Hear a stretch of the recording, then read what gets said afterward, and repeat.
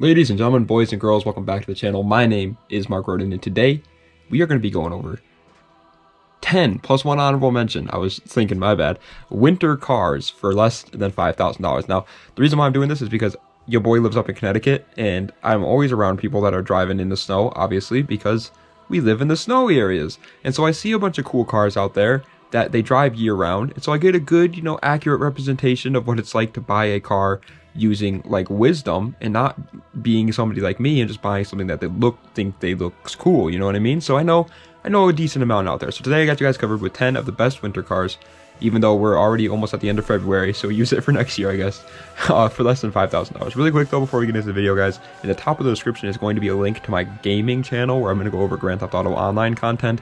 If you like GTA Online or you just want to support your boy, head on over there and hit that subscribe button. I'd really appreciate it. But without further ado, let's get right into the video with number 10. Alright, so coming in at number 10 is an obvious one. We're gonna start, gonna get it out of the way. Get it out of the way, baby. The Subaru WRX.Bugeye. Now, the reason why it's at 10th place is actually because they're not as good as you would think for a winter car under 5K. And the reason why is because winter cars are meant to be beaters. You're supposed to be able to beat it up and not have to care about it. And I guarantee if you're buying yourself a WRX, you're gonna start caring about it. You're not gonna want to beat it up, and it's just not gonna be good for you, alright? It comes with a 2-liter turbocharged flat 4, making 225 horsepower, and it is all-wheel drive, which is gonna obviously be a recurring theme on this video. There is no rear-wheel drive cars in this video, but the WRX.Bugeye, at least it's really cool. It's very fun, very fast. Obviously, you can tune it, you can make it look incredible, and it's definitely the one that you're gonna want to buy. But the cars ahead of it are cars that are more reasonable, cars that are most likely a better purchase for you. But it's still a good purchase. If you can find a Bugeye with low enough miles, it's been taken care of, then I would go with it. But it's gonna be a gamble. Coming in at number 9 is a car that I don't think I've ever once even mentioned on my channel before, the Toyota Matrix all-wheel drive. Now, you can get a Toyota Matrix in front-wheel drive, and they're going to be a little bit cheaper, actually, just because it's front-wheel drive and not all-wheel drive. But I obviously recommend getting the all-wheel drive version because this is a winter list, my friend, okay? Front-wheel drive is still not that bad to drive in the winter, I will say. Like, I daily drive my Integra, that's front-wheel drive. I've daily driven a PT Cruiser my whole life. That's front-wheel drive. But all-wheel drive is obviously just a little bit better. The Matrix comes with a 1.8-liter inline-4, making 158 horsepower, and it is all-wheel drive, of course. Obviously, it's not fast. Obviously, it's not really a head turner. It's not going to be the most fun car to be driving around the twisties with your boys in, but it is a reliable, because it's a Toyota, all-wheel drive hatchback that you can fit all your stuff. Super practical. It's going to be, at least you won't be stressed. At least you won't be stressed. Coming in at the number 8 spot is going to the first truck of this list, but not the last, with the Chevy Silverado 1500 Cateye. I've been getting into the truck guys recently. I've been enjoying the trucks recently, and I'm starting to understand the appeal behind them. I'm definitely not going to become a truck guy. I don't see that happening anytime soon, but I do get it. I do get it. The 1500 Cateye comes with a 5.3-liter V8 that makes 285 horsepower, and it is obviously 4x4. Now, with the trucks, one thing I will say is before you put it in 4x4 mode, it's rear-wheel drive. Every 4x4 vehicle out there, before you put it into 4-wheel, it's rear-wheel drive, which actually can be a little bit more detrimental than you think. So just be a little bit careful driving it, but having that 4x4 is unbelievably clutch. It's way better in winter conditions. If you're driving in a snowy area or on a snowy road and you pop it in 4-wheel, that's 10 times better than all-wheel drive is going to be. And it's a truck. It has such high ground clearance. You're not going to get stuck on anything. It's reliable as hell. It's decently quick, and you can modify it like crazy. Coming in at the number 7 spot, however, is going to the Infiniti G35X. I saw a guy comment a couple videos ago and said something like, stop including the G35 in every single one of your list. Okay, you know what? I'm not going to do that. It's still here. It's at number 7, but it's just a good car, man. I don't know what I like. It's a good car for under 5K right now, and I'm going to include the good cars on my list. You know what I mean? It comes with a 3.5-liter V6, making 287 horsepower, and the X in G35X, it stands for all-wheel drive, my friend. Yes, they make all-wheel drive G35s. Now, here's the deal, though.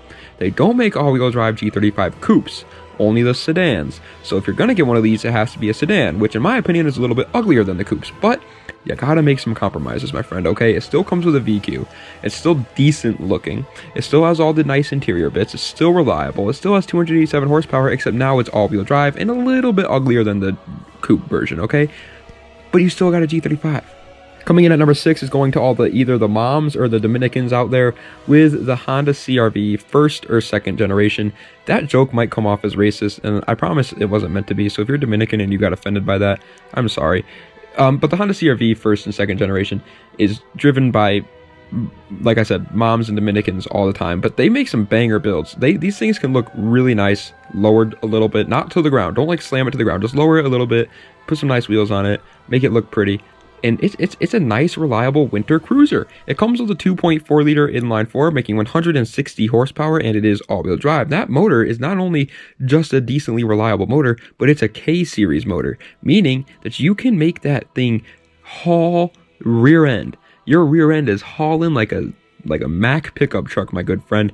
Not really, it's not gonna be like super quick, but it can be pretty quick because it's a K-series, it's reliable, all-wheel drive, looks decent, and it's an SUV. Coming in at the number 5 spot is going to the BMW 328xi E90. My friends, yes, that's right, I'm still recommending BMWs, even in videos about all-wheel drive cars, because they make all-wheel drive cars, and nobody talks about the all-wheel drive ones, because everybody just wants to drift their BMWs into 911, into 7-Eleven gas pumps all the time, okay? They come with a 3-liter inline 6, making 240 horsepower, and it is all-wheel drive. They look decent. I actually really like the looks of the E90, so you're not going to be too worried about, you know, catching eyes there. Now, the only bad part is, compared to the rest of the cars on this list, this is definitely one of the most unreliable. I do know a lot of people out there will say like the new BMWs are getting better, and they absolutely are getting better, but they're still just not on the same level as something like a Honda or what we're about to see next, a Ford Ranger is, or like a Chevy Silverado, Toyota Matrix. Like everything else is a little bit more reliable than it, which is definitely something to look out for.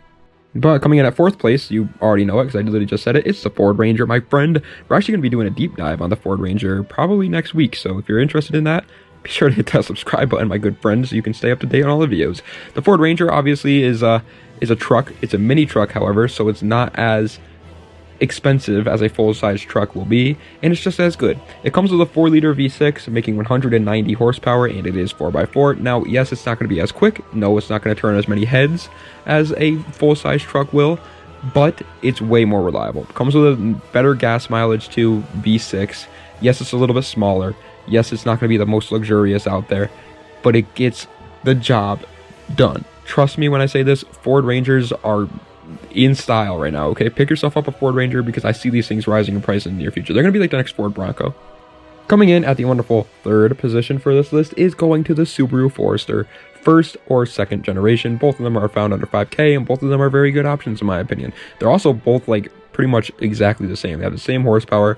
They look pretty damn similar. The interior is pretty damn similar. The reliability, everything about it is pretty much the same. So if you can get a 2nd gen, get a 2nd gen, but if you can't, a 1st gen's fine. Comes with a 2.5 liter flat 4, making 165 horsepower, and it is all-wheel drive, of course, because it's a Subaru, and every Subaru in the world is all-wheel drive. What are they doing over there? And I don't know about you, everybody on this channel, like, at this point probably knows how much I love the Forester, but every time I like talk about it, I can't help but just mention I love the Forester. I'm gonna say it again. I will say it to the end of my days. I love the Forester. Will I ever own a Forester? Probably not. And that's the weird part. Like, I don't want to buy a Forester, but I just love them. I love everything about them. They're just so cool. Coming in at the wonderful 2nd position is going to the Jeep Cherokee XJ. The XJ stands for X-Ray Jerusalem. The X-Ray Jerusalem Cherokee is a very good option right now. My friend has a XJ Cherokee, and that thing, oh my god, it has close to 300,000 miles on it, and it's perfectly fine. Best winter vehicle too. I'll tell you, he used to drive me to school in it all the time. We could have been going over the Grand Canyon, it would have been okay. Either way, the XJ Cherokee comes with a 4-liter inline 6, making 170 horsepower, and it is 4x4 because it's a Jeep, and all Jeeps are 4x4s, duh. And now, yes, this thing is not going to be fast, I want to make that very clear, but it's incredible for literally everything else. You have plenty of space. One of the most reliable motors from America of all time, the inline 6, oh, I think it's disgusting. It looks really good, especially if you modify it. It's super cheap. Everything about it is cheap. It can go wherever you want it to go. The only downside is that it's not quick. That's it. And you're not buying a Cherokee to go quick. The honorable mention for today, however, yes, that's right, I snuck in one there, buddy. I snuck it in your butthole, is the Subaru Outback 2nd generation. Now, you could get a 1st generation. You could even get a 3rd generation for under 5K nowadays, which is kind of crazy. But I'm going to go with the 2nd gen because I like the 2nd gen the best. It looks the best, and it's my list, so It comes with a 2.5 liter flat 4, making 165 horsepower, and it is all-wheel drive. Obviously, this is a wagon, so you have plenty of space in it. This is definitely not for everybody, that's why I put it as the honorable mention, and it's another Subaru. So we have 3 Subarus on this list, so I didn't want to include it in the actual list. However, coming in at first place, in my opinion, the best winter car under 5K as of right now in 2023 is the Audi A4 B7. To be honest with you, any A4 is a pretty damn good winter car for less than 5K. You can find B7, B6, and B5 under 5K. B8 is not under 5K yet, but will be pretty soon, and they're all incredible. The A7 or B7 A4, my bad, comes with a 1.8 liter turbocharged inline 4, making 180 horsepower, and it is all-wheel drive. This vehicle honestly clicks all the boxes. The one thing I will say, and I want to make this incredibly clear about the A4s, any Audi for that matter, actually, any German car, actually, for that matter, it's ridiculous. Be careful when buying one. That's not because they're unreliable, but it's because the owners are just the most scam artist heavy kinds of guys. You're going to go there and they're going to be like, yeah, it runs perfectly fine.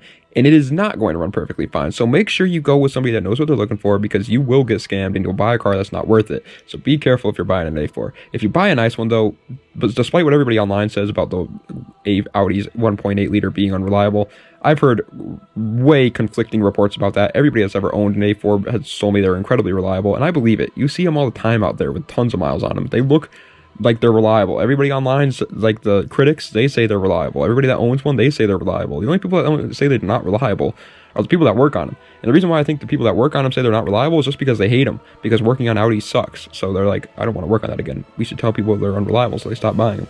And I don't know, it's a conspiracy theory, but it's got to have some truth to it. But ladies and gentlemen, that is the end of today's video of the top 10 plus 1 honorable mention best winter cars for under $5,000. I hope you enjoyed. If you did, please be sure to like, comment, and subscribe to the channel for more.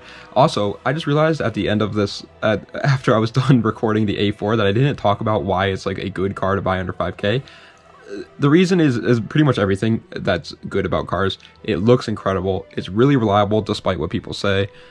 It can be fast if you want it to, but it's honestly not that slow either off the line. It's going to be slow for like somebody that's been in a like faster car, but as a first car, not at all. It can go wherever you want it to go. Quattro all-wheel drive is like the best all-wheel drive system in the world. Has plenty of space. It looks good. I don't know if I already mentioned that, but it looks really good. I think I did already mention it. I'm mentioning it a third time. It looks really good, and you can carry all your friends around in it because it's a sedan. Everything about it just checks the boxes, and that's why I put it there. Anyway, thank you guys so much for watching, though. I appreciate it. I love each and every one of you, and have a nice night.